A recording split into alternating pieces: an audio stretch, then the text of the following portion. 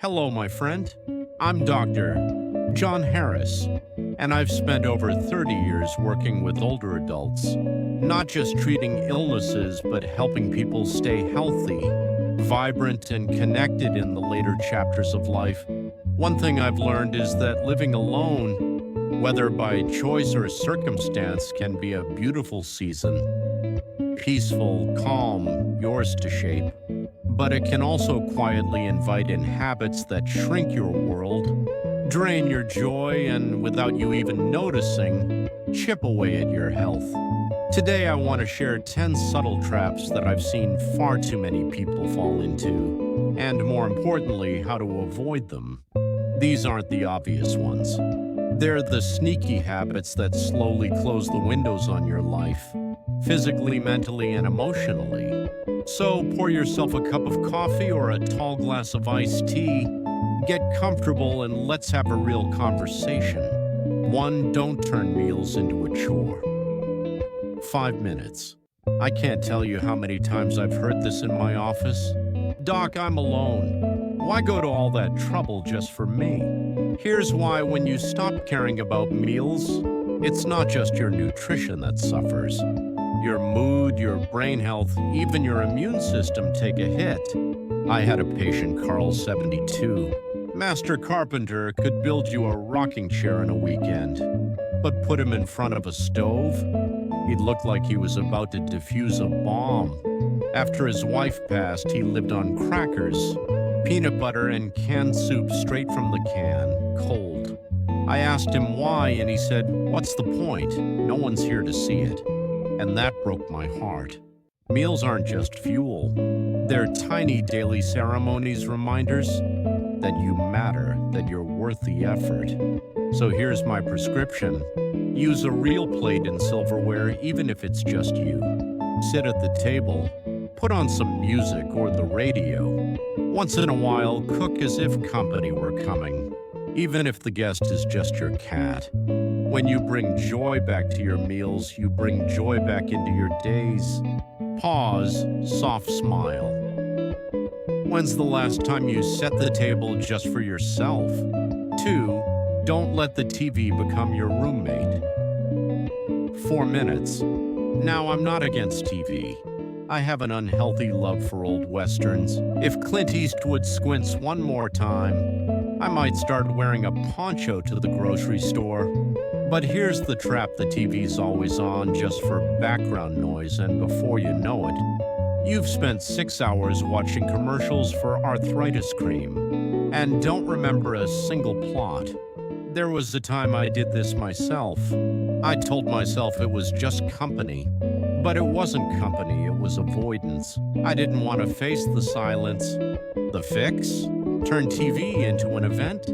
Finish your morning routine before you turn it on. Pick something you actually want to watch. Turn it off when it's over. At first, the quiet feels strange. Then you notice you're humming again, calling old friends, picking up hobbies you'd forgotten. The time the TV used to take is yours again. 3. Don't let the front door become a wall. 3 minutes. Social isolation is as harmful to health as smoking 15 cigarettes a day. That's not opinion, that's research. Take my neighbor, Miss Doy.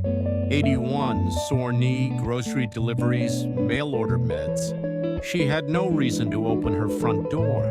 Weeks turned into months. Then one spring morning, she cracked it open to let in some air. She stepped outside barefoot. Sunlight hit her face. A little boy rode by and shouted, "Hi, Miss Doy," and she smiled for the first time in weeks. Now she opens her door every morning. Sometimes she goes out. Sometimes she just breathes. But it's a ritual, a reminder that the world is still there, and she's still part of it. 4. Stop saying I'm too old for that 4 minutes. 78-year-old Eugene decided to learn paddleboarding.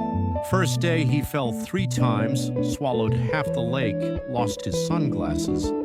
Came back the next day anyway. I asked why, and he said, "I'm old enough to stop caring what people think, and young enough to give it a try." That line should be carved in stone. Saying I'm too old is rarely about ability. It's about fear of looking silly, of failing. But failing at something new beats succeeding at doing nothing every time. Your paddleboard might be salsa class, painting, learning about pirate history online. The point is surprise yourself. 5. Don't let your bedroom become your whole world. 3 minutes. After retirement, I slowly migrated into my bedroom, like a bear preparing for hibernation. TV, snacks, books, everything within arm's reach. Then one day I realized my life had shrunk to 4 walls and a bed. When you only live in one room, your body moves less, your balance suffers, and your mood dips. Start using your home again, coffee in the kitchen, reading in the sunny chair, dinner at the table.